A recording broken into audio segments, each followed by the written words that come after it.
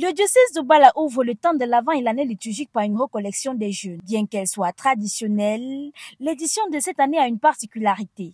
Introduit les jeunes au thème de l'espérance. C'est au vicaire général numéro 2, Monseigneur Charles Bienvenu Ondouaïdang, que le choix est revenu d'accompagner les jeunes dans ce cheminement chargé d'espérance. Il a su trouver les mots et les exemples pour aider les jeunes à saisir cette exigence universelle. Nous avons parlé de l'espérance comme vertu théologale qui a comme fondement la foi et comme fruit ou bien comme nourriture la charité.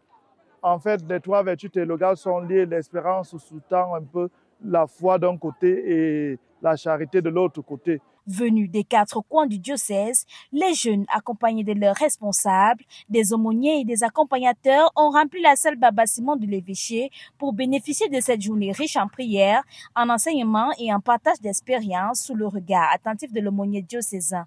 Les textes d'aujourd'hui nous le rappelaient si bien.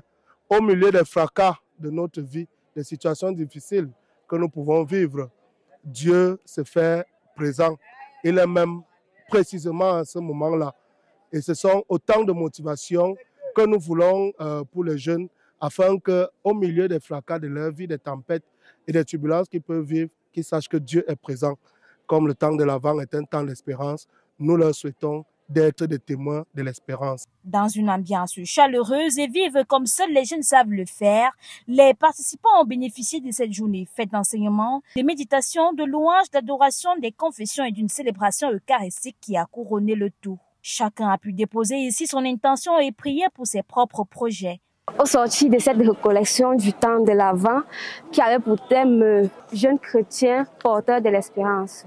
Ce que je retiens de cette recollection, c'est que quelle que soit la situation dans laquelle l'on pourra se trouver, ne jamais baisser les bras, toujours espérer, car seul Dieu a le dernier mot.